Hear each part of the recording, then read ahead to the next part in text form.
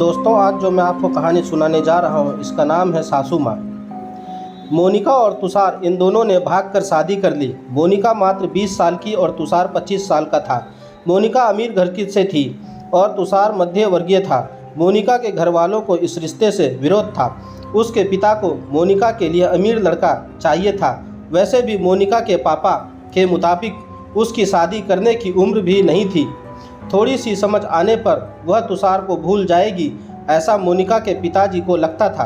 तुषार के माता पिता को इस शादी से कोई दिक्कत नहीं थी। मोनिका की पढ़ाई पूरी हो और तुषार को भी अपने करियर पर अच्छे से ध्यान देना चाहिए, ऐसी उनकी इच्छा थी। बाद में वक्त आने पर वह मोनिका के माँ बाप से बात करेंगे, ऐसा उन्होंने तुषार को बोला था। एक बार मोनिका और तुषार को बाहर घूमते हुए मोनिका के भाई ने उन्हें देख लिया। मोनिका को ज़बरदस्ती से घर लेकर गया। उसके घर पर एक ही तमाशा होने लगा। उन्होंने मोनिका का घर से बाहर जाना बंद कर दिया। लास्ट में संधि देखकर उन दोनों ने भागकर शादी कर ली। मोनिका के घर वालों ने उसे सारे रिश्ते तोड़ दिए। तुम कभी भी खुश नहीं रहोगी, ऐसी उसे बद्दुआ दी। तुषार के घर वालों को उनका विरोध नहीं था, पर उन दोनों ने लिया हुआ निर्णय उसके माँ बाप को पसंद नहीं आया। हमें एक बार बताया तो होता, हम कोई ना कोई मदद कर सकते थे। हम मोनिका के घर वालों से इस बारे में बात करते, ऐसे तुषार को उन्होंने कहा। पर अब जो हुआ सो हुआ। उन्होंने मोनिका को बहू के रूप में स्वीकार किया। मोनिका और तुषार को लेकर वह मोनिका के मायके में भी गए, पर मोनिका के पापा अड़े हुए थे। उनको मोनिका का चेहरा देखना भी पसंद नहीं था। पापा के खिलाफ जाने में मां की हिम्मत नहीं हो रही थी। मोनिका के लिए अब मायका पूरी तरह से छूट गया था। धीरे धीरे मोनिका का तुषार के घर में मन लगने लगा। अब अपना जो कुछ भी है वो यहाँ पर ही है, यह उसे समझ में आ गया। मोनिका बड़े लाड़ पार से बड़ी हुई है, उसे कोई भी काम की आदत नहीं थी। हमें ही उसे सब कुछ सिखाना पड़ेगा। इसकी तुषार की माँ को यानी मोनिका की सास को पता था। सब कुछ अच्छा चल रहा था, पर नियति के मन में कुछ अलग ही चल रहा था। उनकी शादी को जैसे तैसे 1 साल हुआ था और एक एक्सीडेंट में तुषार दुनिया छोड़कर चला गया। सभी पर दुख का पहाड़ टूट पड़ा। एन जवानी में अपने बेटे की मृत्यु होने के कारण तुषार के पापा को जबरदस्त मानसिक धक्का लगा। मोनिका भी पूरी तरह से टूट गई थी। अभी तो उनकी गृहस्थी शुरू हुई भी नहीं थी। मोनिका के मायके वालों को भी यह बात मालूम पड़ी, तब भी मोनिका के मायके वाले कोई भी नहीं आए।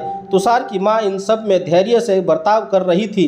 तुषार के अंतिम संस्कार का कार्य निपटाकर उन्होंने मोनिका को उसके मायके छोड़ आने का निर्णय पक्का किया।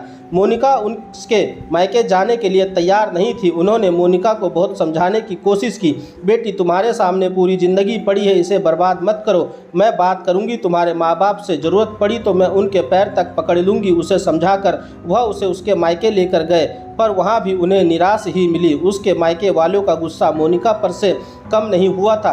तुषार की मां ने बहुत मनाने के बाद भी उन्होंने मोनिका को माफ़ नहीं किया। उसके पापा ने कहा, आपको वह बोझ लग रही होगी तो उसे कुएं में ढकेल दो। तुषार के माँ पापा मोनिका को वापस घर ले आए। स्वीकारने को तो तैयार नहीं था। कुलक्षणी अपशगुनी पोते को निगल गई, अब मेरे बेटे को भी निगल जाएगी। यह ऐसा बोलकर तुषार की दादी मतलब मोनिका की दादी सास उसे ताने दे रही थी। उस वक्त तुषार के पापा की तबीयत बहुत ही खराब हो रही थी।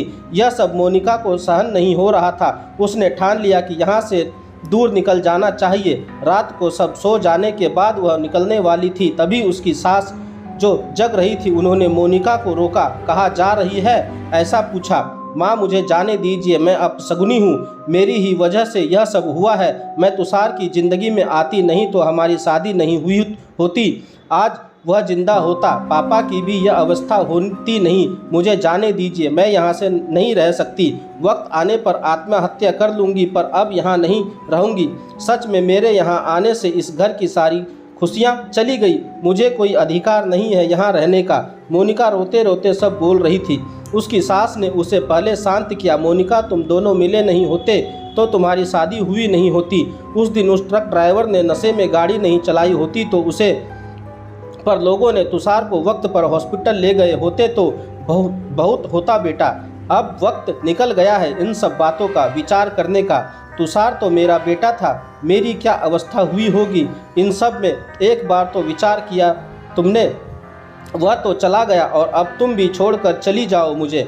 मोनिका, तुम मुझ पर बोझ नहीं थी, इसलिए मैं तुम्हें तुम्हारे मायके छोड़ने नहीं गई थी। तुम्हारे सामने पूरी जिंदगी है। किसी के चले जाने से हम जीना तो नहीं छोड़ सकते। यहाँ से ज़्यादा तुम वहाँ पर खुश रहोगी, क्योंकि यहाँ तुषार की यादें तुम्हें हमेशा दुख देंगी, ऐसे में सोचती थी। पर जाने दो, जो हुआ सो हुआ। अब तुम्हारी पढ़ाई पूरी करोगी, मैं हूँ तुम्हारे साथ, और इनकी चिंता करने के लिए मैं हूँ ना। सिर्फ तुम्हारा साथ चाहिए मुझे बेटा। इस सब में तुषार के जाने से हर कोई परेशान था। हर किसी का बोलने का तरीका अलग हो गया है। तुम्हारा दुख मैं अच्छे से समझ सकती हूँ, पर अब तुम्हें संभालना होगा। लोगों का बोलना नज़रअंदाज करना होगा। तुम्हें मन लगाकर पढ़ाई करनी पड़ेगी। तुम कोई भी गलत फैसला नहीं लोगी, इसका मुझे वचन दो। मैंने मेरा जवान बेटा गंवाया है और अब बेटी को नहीं खोना चाहती। सास को बातें सुनकर मोनिका को रोना आया। उसने सास को गले लगाया। माँ, मैं कहीं नहीं जाऊंगी आपको छोड़कर। आप जैसा बोलोगे वैसा ही मैं करूंगी। मोनिका की सास भी मन भर के रोई। आज पहली बार उनका दुख फूट फूट कर बाहर आया था। आगे मोनिका ने मन लगाकर पढ़ाई की। बहू नहीं, वह उस घर की बेटी बनी। बहुत सारे ताने, बुरी बातें सुने उसने। हर एक राह पर उसके सास उसके साथ थी। वो दोनों एक दूसरे की ताकत बनी। मोनिका IAS अधिकारी बनी। अब उसे दोष देने वाले लोगों का मुंह बंद हो गया। मोनिका के मायके वालों को भी ये खबर पता चली। उसके पापा के सिवाय मायके के बाकी लोग उसे पूछने लगे थे।